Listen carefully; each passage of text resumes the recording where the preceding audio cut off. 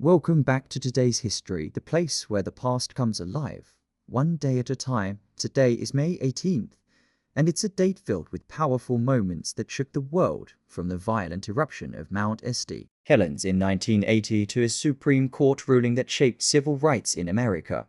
From the deadliest school massacre in US history to the day Napoleon Bonaparte declared himself Emperor of France, and even a pivotal moment in the race to the moon. Every one of these stories left a mark on history. So sit back, hit that like button, and let's explore the 5 most important events that happened on May 18th. Chapter 1. Napoleon becomes Emperor, 1804. May 18th, 1804. After years of political turmoil following the French Revolution, Napoleon Bonaparte takes a bold step. He declares himself Emperor of the French. This wasn't just a power grab, it was a symbolic moment signaling the end of the Republic and the beginning of a new imperial era. Napoleon promised stability, reform, and glory. Under his rule, France saw sweeping changes from the Napoleonic Code, which still influences legal systems today, to vast territorial expansion across Europe. He wasn't just a military genius. He was a visionary leader who reshaped governments, modernized institutions, and inspired both fear and admiration from his enemies and allies alike. His coronation didn't take place in private. It happened in the grand halls of Notre Dame Cathedral. And in a dramatic twist, Napoleon took the crown from the Pope and placed it on his own head, sending a clear message that his authority came from himself, not the Church. May 18th is more than just a date. It marks the rise of one of the most iconic and controversial figures in world history, a man whose ambition, intellect, and impact continue to be studied centuries later. Chapter 2. Plessy v. Ferguson, 1896. May 18, 1896, in a decision that would shape American society for generations, the U.S. Supreme Court delivers its verdict in Plessy v. Ferguson. The court upholds the constitutionality of racial segregation under the doctrine of separate but equal. This ruling becomes the legal foundation for Jim Crow laws, entrenching racial discrimination across the American South. The case began when Homer Plessy, a man of mixed racial background, deliberately challenged Louisiana's law by sitting in a whites-only train car. His arrest was meant to test the constitutionality of segregation, but instead of progress, the court's 7-1 decision reinforced institutional racism. The effects were devastating.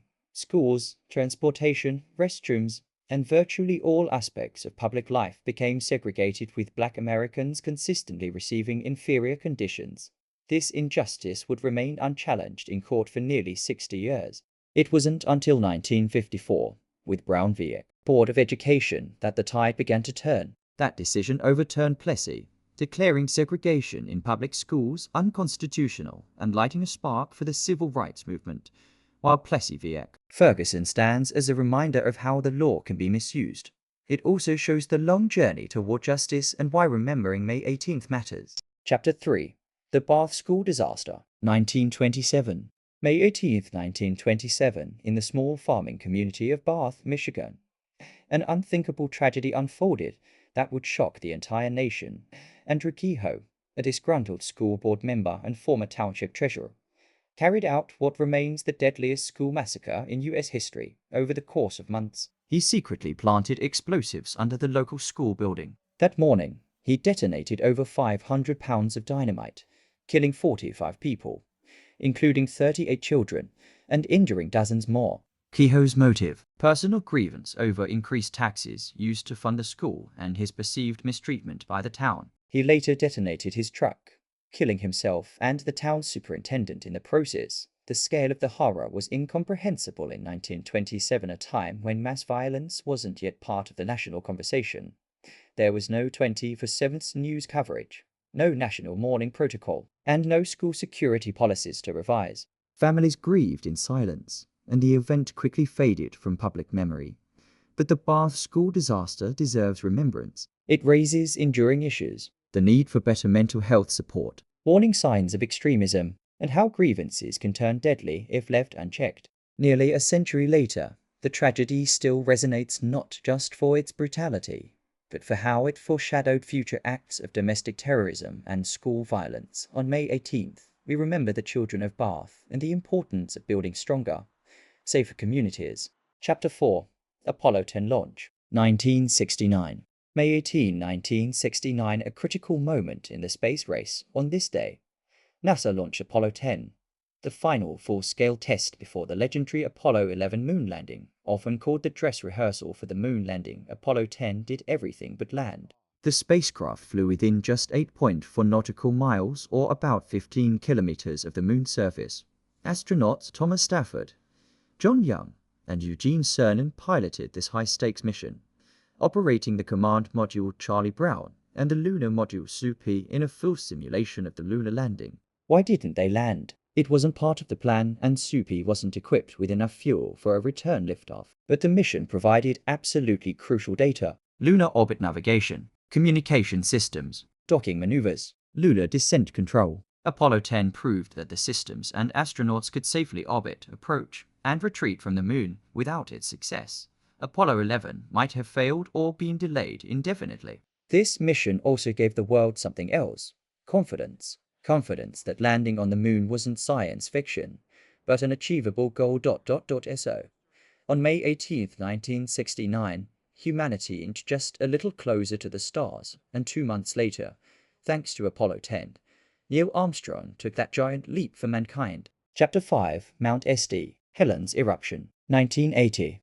May 18, 1980, it was a quiet Sunday morning in Washington state, until 8:32 a.m., when the Earth roared to life. Mount St. Helens erupted in a colossal explosion that became the deadliest volcanic event in U.S. history. The blast was triggered by a magnitude 5.1 earthquake, which caused the entire north face of the volcano to collapse in a massive landslide, the largest in recorded history. That collapse uncorked a violent lateral eruption that devastated everything in its path.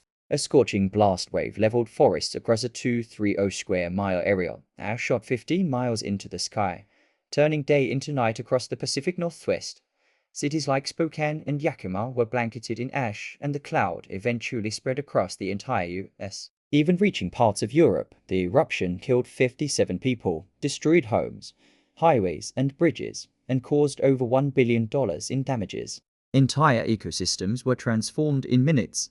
But what's even more remarkable is what came after. In the years that followed, Mount St. Helens became a natural laboratory. Scientists have closely studied its regrowth, monitoring how life slowly returned to the devastated landscape. The eruption also led to major improvements in volcano monitoring and emergency response across the globe. More than 4 decades later, the story of Mount St. Helens still reminds us of a powerful truth. Nature does not ask permission, it simply reminds us who's in charge. From fiery eruptions to landmark court rulings, from devastating tragedy to triumphant leaps into space, May 18th is a powerful reminder that history is always unfolding. Each of these events has shaped the world we live in today, whether it's the laws we follow, the leaders we remember, or the risks we now understand better. History teaches, warns, and inspires. If you enjoyed this journey through time, don't forget to like this video, subscribe to Today's History, and hit the bell so you never miss another day that changed the world. Every day has a story, and we're here to tell it. Thanks for watching, and we'll see you tomorrow in history.